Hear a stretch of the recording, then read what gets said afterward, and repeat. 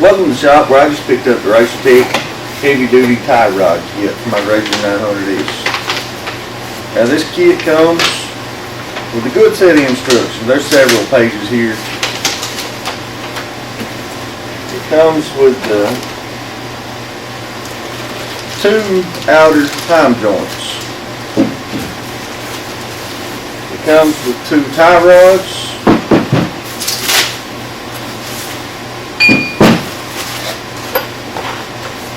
It came with a couple cool stickers. I actually got 2 different kinds here. And it came with a bag full of nuts and bolts and everything to assemble the inner mono joints.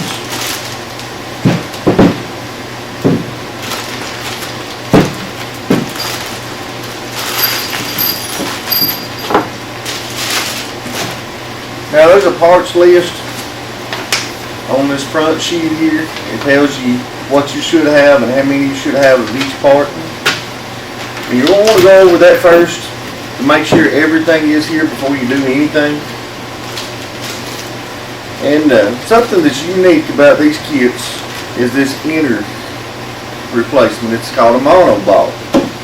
Now they're rebuildable. On these mono balls, what you're going to do, you're going to take one of your studs, you're going to slide your mono ball over the stud, then you're going to have a stud. Then you're going to have a stud for the inside. That's what's going to hold these 2 pieces together. You're going to want to take plenty of red Loctite.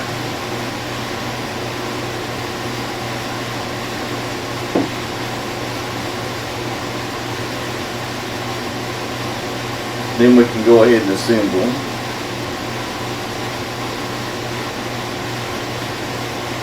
It takes a 7/32 Allen wrench for this inner stud here.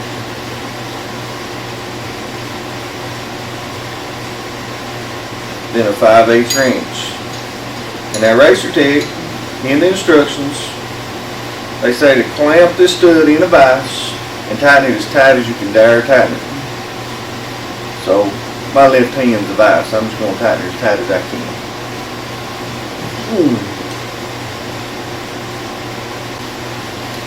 And that's tight enough. Now I'm going to go ahead and assemble the mono ball into its carrier here. And it says you should be able to push these in by hand. But once you get it started, if you can't push it in by hand, you can take a rubber mallet or something and tap this. So I can keep it straight, I'm going to go ahead and I'm going to use a socket. So I don't mess the threads up down here.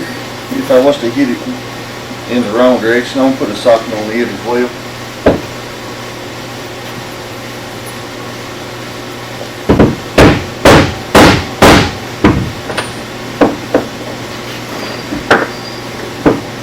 Now with it drove up flush with the socket, I'm going to go ahead, take my rubber mallet,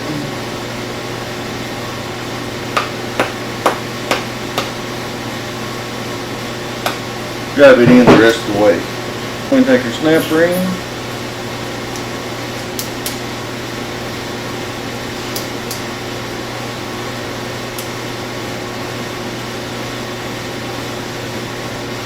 now I'm going to take my small screwdriver and the rubber mallet, go around the snap ring all the way. Make sure the snap ring is fully seated all the way around.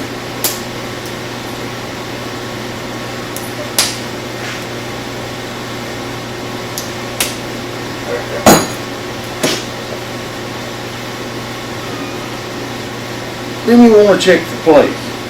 If there's any play in here, you'll disassemble the mono ball and you'll take and you'll place these shims under the mono ball. And what that does, it just takes up any free play, and you can use multiple shims if you need to, whatever you need to get the play out of it. They sent 4 shims. We'll go ahead and put my nut on these. What this is just a jam nut.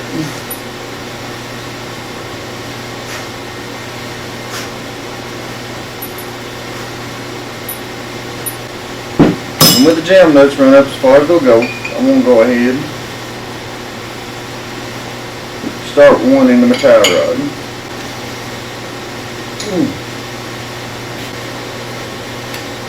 19 is going to put me real close. Let's see.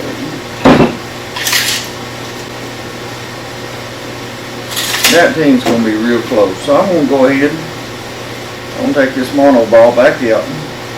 And I want to leave the nut sitting right there. That way I know about how far to go back in. But I measure it again. Then I'm going to take this tie rod off.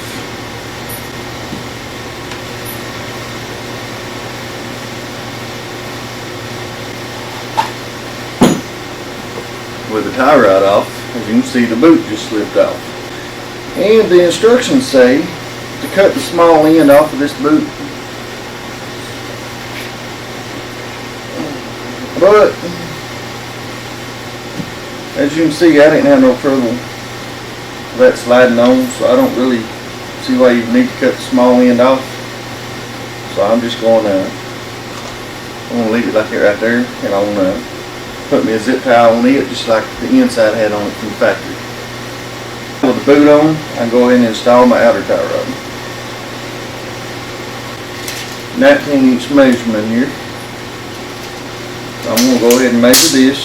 Go ahead and take a couple measurements. And the first thing you want to do is make sure your steering wheel's centered. That's what I'm going to do right now.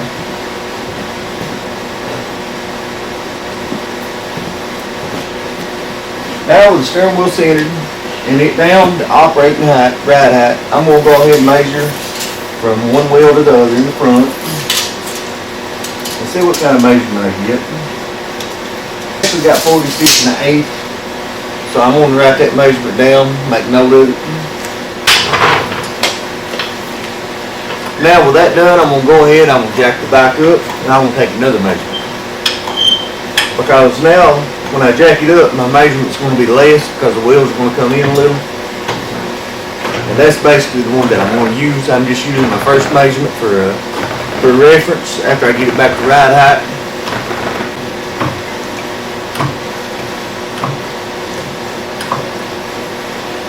Alright, now with it jacked up,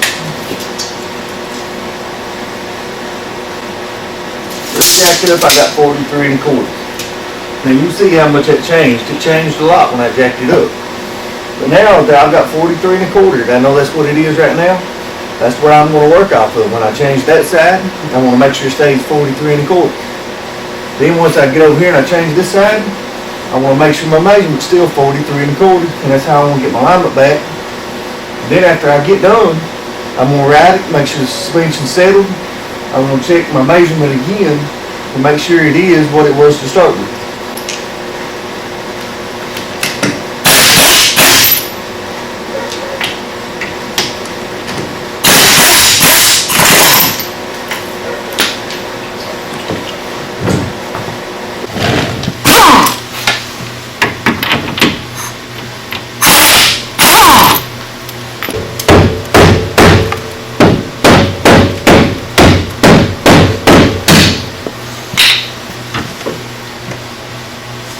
Noticed I used a rubber mallet. I didn't use an actual hammer on that. If I'd used a hammer on that stud, I would have put the nut back on it before I hit it, so I wouldn't damage the threads. Show you what I'm talking about there. It just kind of zips together.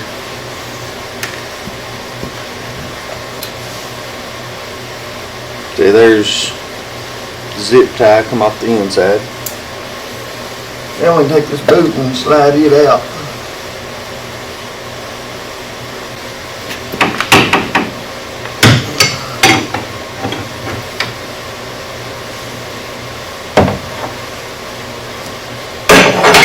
That was actually surprisingly easier than I was expecting.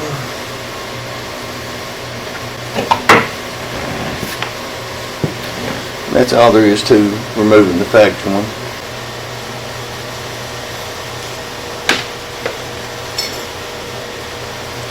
Now before reinstalling this, you can see I went ahead and put all kinds of red Loctite on it.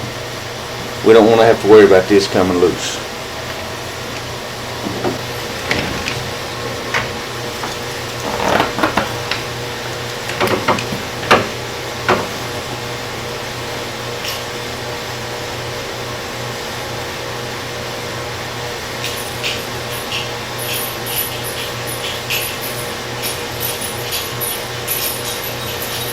Alright, with that started, I'll go ahead and jack the razor back up.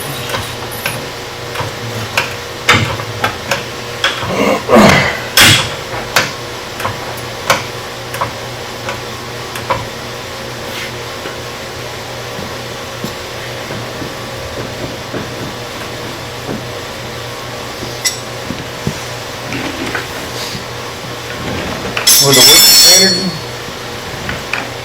I'll go ahead and tighten her down.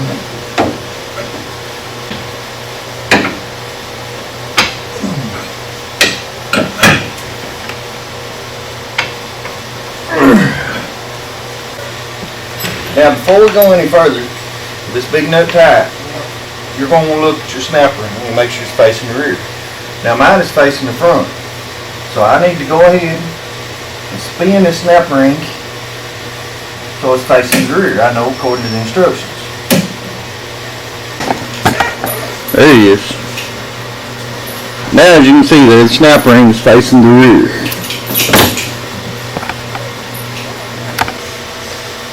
Now on the outside, you're going to put your larger spacer on the bottom. It's tapered. The taper goes toward the actual hub. Take your small spacer on top and your bolt run through. Then put your plenty of red Loctite on the bolt.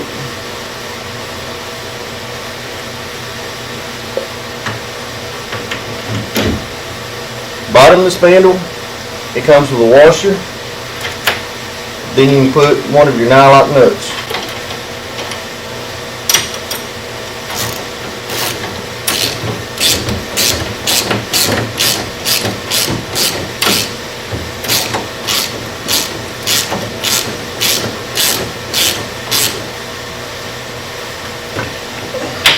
With the first one tightened, take your other nylock nut,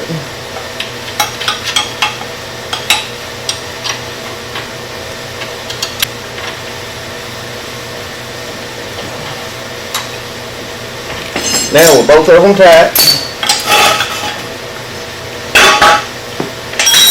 I'm going to go ahead and put the wheel back on and check my alignment. I got 43 and 3/8, so that's real close.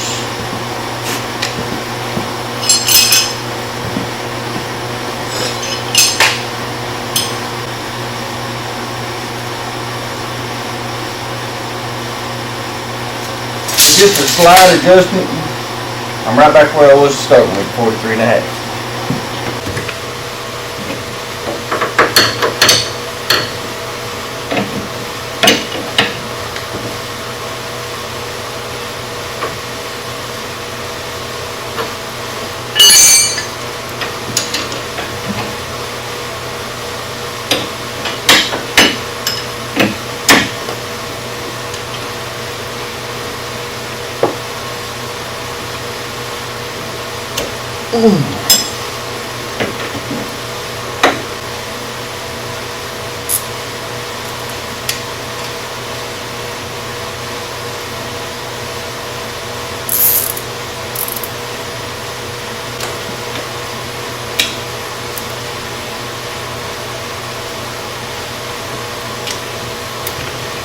Now with both zip ties installed, we're ready to put the wheel back on. We're done with this setting.